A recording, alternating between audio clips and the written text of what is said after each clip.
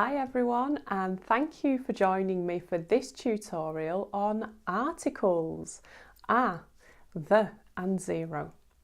I'm finally making this video on special request from a lovely lady who already has a very high level of English. So if you are upper intermediate plus, this will be especially helpful. So even if you are an experienced speaker of English, I'm sure you know the basics, but they are still fundamental in advanced speech and writing and can still help you decide if you need the, and zero. So I'm going to just recap the basics now, and I'm going to use these ducks to help me. Let's start with indefinite articles. So or an. Remember that means any or one of many. No plurals, only countable nouns. The key word here is one. So there are lots of ducks in the world. This is one of them. This is a duck. This is a blue duck. This is a duck in sunglasses. This is a duck, one of many in the world.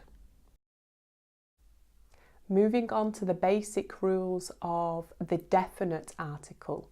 The means the only one or a specific one. So keywords here are specific, only.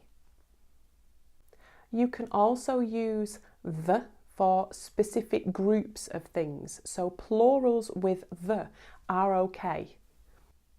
Let's look at some examples using my ducks again. So from this pile, the yellow one is the biggest. The yellow duck is the biggest. Adding to the pile, the ducks that squirt water. The ducks that squirt water are my son's favourites. These are the only ducks that squirt water. The ducks that squirt water, they're my son's favourite. And the blue duck is my daughter's favourite. Let's compare and the now, using my ducks again. Can you pass me a duck? Any duck? This one, a duck. Can you pass me the pink duck? The only pink duck, the pink duck. Now, zero article. This is for generalizations. That's your keyword here. For this reason, we often employ zero article before plurals, but zero article with a singular only usually happens before uncountable generalizations like energy, air. For example, I like ducks. Oh, they're nice. I like ducks. What about if I say, I like duck? What does that mean? Not good news for the ducks. I like duck. Lastly, don't forget that if you have a quantifier like some, many, a lot, you don't normally need any articles, so zero helps you again. No ducks were harmed in this presentation. I promise. Lots of ducks have brightly coloured feathers. So, no ducks, zero. Lots of ducks, zero in this case. Often with quantifiers, you just need a zero article. Now, let's use these ducks to simplify some common mistakes I see at higher levels. And it's interesting to see that lots of mistakes happen with the definite article. The is often not used when it should be. So, example number 1. Ducks in this presentation belong to my children. That's right, it should be the ducks ducks in this presentation belong to my children. But why do you make this mistake?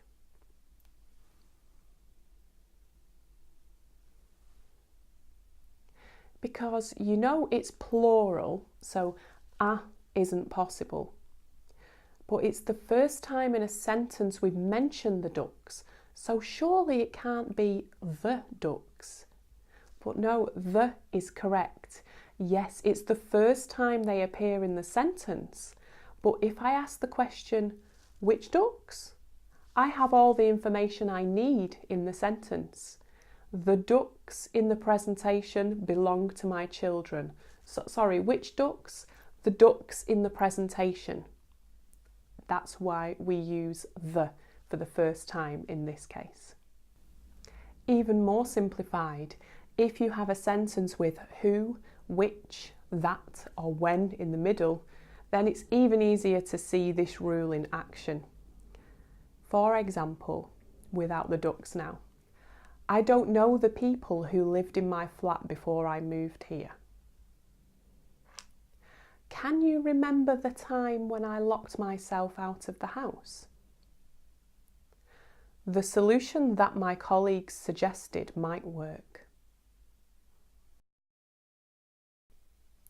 The second common mistake.